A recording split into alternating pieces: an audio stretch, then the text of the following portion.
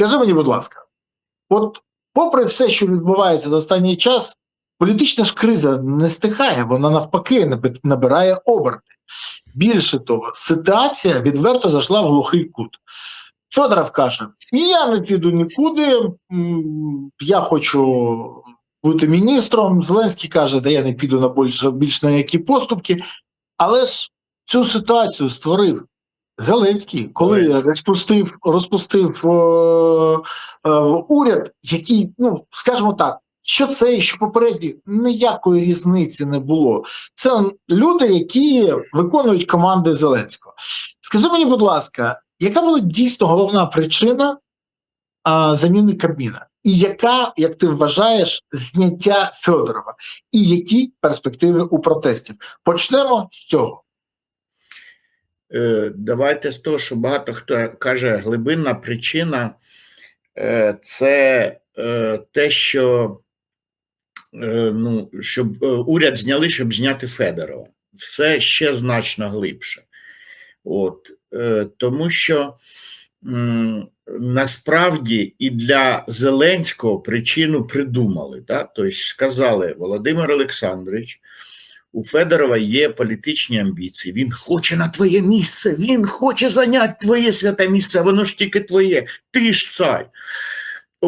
А насправді, можливо, сама глибинна причина в тому, що частина бенефіціарів стали отримувати менші прибутки. Тому що якщо раніше вони кормилися з системи Міноборони, Укроборонпром, взагалі з оборонних замовлень, де, як ми знаємо, дозволено 22% офіційна маржа. Тобто, якщо у вас собівартість, наприклад, якогось дрона, це умовно там $10 тисяч, то ви можете сміливо його продавати державі за 12 200, і от 2200 – це ваша чиста маржа. Але ж так, як хтось приходить, наприклад, до виробника і каже: ми просуваємо тебе, ми лобіюємо, ми тобі приносимо замовлення, але ж ти ділишся маржою. Тобто треба ділити ці 22%, а це ж не зовсім комусь хочеться. Тому починають гратися ще, що а давайте зробимо дрон, наприклад, не за 10 тисяч, щоб була собівартість, а 8 тисяч. А як? Добавимо трошки гамна і палок. Тобто, так він буде летіти хуже. Так яка різниця нам? Він вилетів і вже, значить, він списаний, правильно? Війна все спіше, це якраз про це. Тобто, дрон вилетів, там фламінго там полетіло чи не полетіло, десь воно через кілометр впало, воно вже списано. Все, вже в накладні списали. І тому хтось заробляв класні гроші на цьому. Так? І прийшов Федоров, не те, щоб я зараз хвалю Федорова, що він просто хотів привести свої фірми, плюс там ще там десь прибігали і інші люди. І він сказав: окей, якщо багато бажаючих на ці гроші, давайте зробимо якусь конкуренцію і давайте дозволимо там бригадам самим вибирати. Тобто дрончик сам вибирає з лінійки дронів, там дрон А, дрон Б, дрон В, дрон С, і з якого там, який йому потрібен. І хоп, і вийшло, що на ті самі гроші зайшло більше фірм. Що дає якість виробу, якість товару? Конкуренція. Да? І тому ті, хто робить з гамна і палок, почали десь програвати, бригади замовляють інше. В цьому заслуга Федорова. І це, знову ж кажу, це не то, що він чесніший із людей. Я ще раз хочу наголосити. Люди, які свідомо дурили народ в 2019 році, що а давайте надуримо піпла для того, щоб провести нашого хлопчика до влади. Я після цього, в мене язик не повернеться сказати, що це чесніший із людей. Ні. Це просто так склалася кон'юнктура, що внутрішня конкуренція в слугах народу. Хтось сказав, що ні, давайте скинемо Федорова з поїзда, то що, так нельзя, там, типа, у хороших, добрих людей прибутки відбирати. Ні, так, це плоха ідея. А як нам же прийти і сказати, що Вова, скинь його тільки того, що у нас бабліця тепер менше стало приїжджати. Може і так. Але як точно можна Володимира Олександровича обманути, знаючи, де у нього кнопка? Вова, на твою власть покусився, гад! Знімать, звісно. І от глибинна причина недоотримання прибутків виросла в проблему. Проблема була, як зняти Федорова. І наслідком стало вже зняття всього уряду вже як інструмент. Щоб під шум падаючих кресел там непомітно було, що Федоров десь дівся. То це картинка так званих причинно-наслідкових зв'язків. Да? Це як дерево проблем. Є причина, це коріння, є проблема, це стовбур, і є наслідки, це гілки. От дерево проблем. Тобто причина недоотримання прибутку якимись негідниками, да?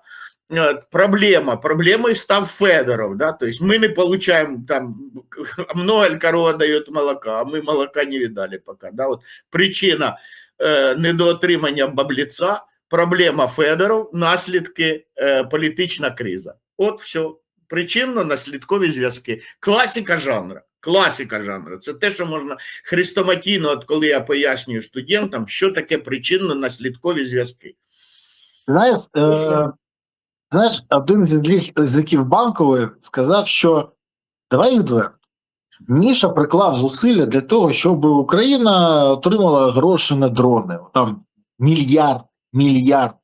І він був не проти цих грошей освоїти з тими людьми, які йому допомагали дійти.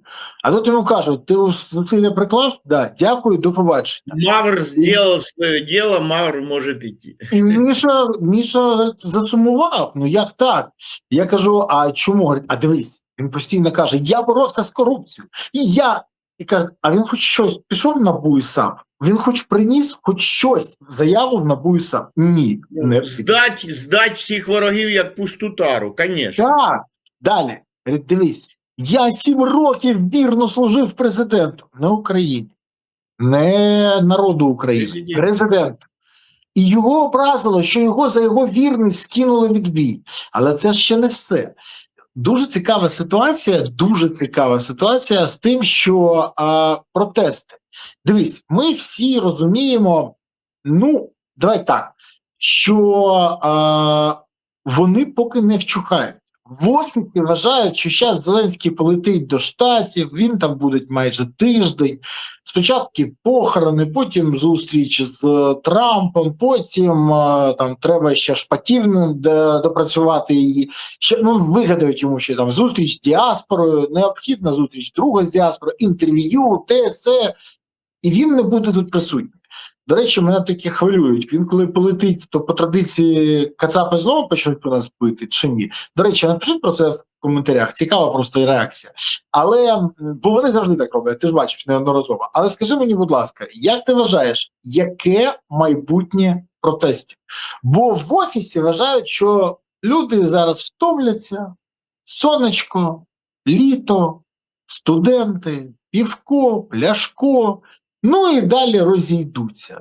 Бо всі розуміють, що Зеленський пішов на максимум, здав свого Сирського, не до кінця, ми про це поговоримо трохи пізніше, а повертати Федорова він поки не планує. Які перспективи протестів? Як ти вважаєш? І скажи мені, будь ласка, чи не здається тобі, що велика кількість політичних гравців сьогодні ставлять на ці протести, сподіваючись дещо отримати самі?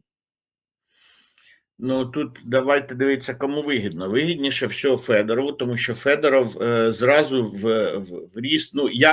Я від початку казав, як тільки почалося, що все, Федоров в п'ятірці найрейтинговіших політиків. Але виявили, що він в трійці найрейтинговіших політиків, що він навіть переганяє тепер Буданова. Принаймні так він розказує наша група рейтинг. І те саме я говорив, що від кого откусить Федоров? Він откусить потрошку у всіх. Але, наприклад, у Залужного зовсім трошки, а у Буданова трошки більше, і найбільше у Зеленського відкусить. Да? І саме яку частину електорату? Молодіжну. І, скажімо, він на себе забирає ліберальну частину електорату, яка була у нас там Самопоміч спочатку, потім вона була, ця частина електорату, це була, ну, голос, да? Голос, але це електорат, який розбирав, ну тому що там, крім того, що там, наприклад, людина ліберальних поглядів, да, у нього можуть бути там ще якісь погляди, або там патріотичні, тому він, да, з ліберальними поглядами, але основний критерій патріотизм чи ліберальні погляди, да, тому що я от про себе можу сказати, що я стосовно економіки, я дуже ліберальних поглядів, буквально там держава нічний сторож, тобто за державою безпека, от, охорона кордонів, ну от ЗСУ, поліція, це силовий блок, да, і держава це зовнішньополітичний блок. А все решта мінімальне втручання держави, децентралізація, більше грошей на місця, мінімальне втручання держави. От, тобто я за ліберальні якісь ці. Але от, наприклад, в соціальній політиці я там, ну, там консервативніших поглядів, да, там в сімейній політиці, ну, таке це. Тобто не можна сказати, що я там ліберальних поглядів. І вже однозначно, що я вибиратиму між патріотичним президентом, ну, кандидатом і ліберальним, я однозначно виберу патріотичного. От, тому що в моїй системі цінностей багато є, да, там різних критеріїв, по яким ми відбираємо. І патріотизм для мене, там патріотизм, порядність, професійність, так далі, це там основні критерії. Да? От, це як от жінки, там критерії, да, там, типа, я люблю воєнних, красивих, здоровенних. Так все-таки воєнних чи здоровенних, тому що не всі воєнні здоровенні. Да? І вибирайте, який головніший критерій? Воєнних чи здоровенних? Якщо воєнний, то мелкий підходить воєнний, да, там 1,70 м ростом. А, не підходить, тільки здоровенний. А можна здоровенний, ну не воєнний. Ну от приблизно так, щоб ми розуміли. Ви вибираєте головні критерії, ви критерії ранжуєте завжди. Що це от головніший, да, от, щоб не пил, не курил, и цветы всегда дарил, и тещу мамой называть. А можно там тещу мамой не буде называть, а все остальное? Ну ладно, годится. Или нет, все, сразу в отбой, да, там типа. От, і приблизно так кругом так відбувається, саме так. І, да, тепер про... Якщо ми, ну, проговорили там про критерії, да, давайте про протести. Що там, як для мене, то воно вийшло на плато. І зараз дійсно у зелених думають, що, ну, здуються, да, там півко пляшко, да, ніхто не відміняв. І 18 серпня аж засідання Верховної Ради. І тут кому вигідно? Вигідно Федорову, і він буде роздувати. У них є ресурс для цього. Вони побачили, що є соціальна група, а фактично електоральна група, молоді. А молоді люди, уявіть, яким в 2014 році не було 18, вони не брали участь в протестах, але історію вже вчили, що от по історії вони вчили, що от треба, ну, що які молодці герої. Як у мене старший син, ще на помаранчевій революції, йому було дуже мало, щось там 10 років було, да? Не було навіть ще. Він плакав із-за того, що тут така революція, а без нього, а він не попав, бо маленький. От, і плакав. Я казав, що ще на твій вік хватить. Ну, йому хватило вже тої революції, вже цього Майдана Гідності. А так і тим, хто були діти, їм теж хочеться свого подвига.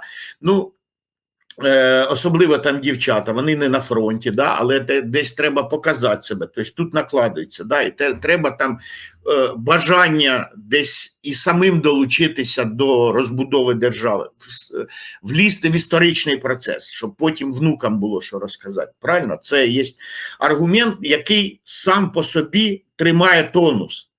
А якщо його підживлювати через соцмережі, і воно ж не дуже ж помітно, тому що це ж якби у цього був свій телеканал, типа альтернатива єдиному марафону, і там Федоров: браття і сестри, виходьте на протест, бийтесь за мене насмерть, там, бо я буду самим лучшим міністром оборони. То це було б для всіх очевидно, що хто зазиває. А також ж зазивають через соцмережі, через фейсбучики, там, тіктоки, телеграм-канали і так далі, і так далі. І воно віруситься просто. І народ підтягується. Тому воно, да, можливо, зараз там десь буде стихати, особливо по вихідних. Вони навіть можуть свідомо зараз, і я думаю, буде так, що от хвиля протесту пішла, зараз трошки на спад і тримати там трошечки. Саме головне, щоб було там кожен день там сотня людей з картонками, да? От були і на плато, їх не більше, не менше, але вони є. А, наприклад, сказати там 18 серпня це який там день тижня, вівторок, ну да, очевидно ж. От 18 серпня, щоб там зібралось знову там тисяч там 20, 30, 50. От, і вже всіх звать на вівторок. Вівторок, давай, Верховна Рада збереться там, типу, а ну, Зеленський, внось тільки Мішу, нікого другого ми не потерпимо, іначе хана. І вони отримують другу серію.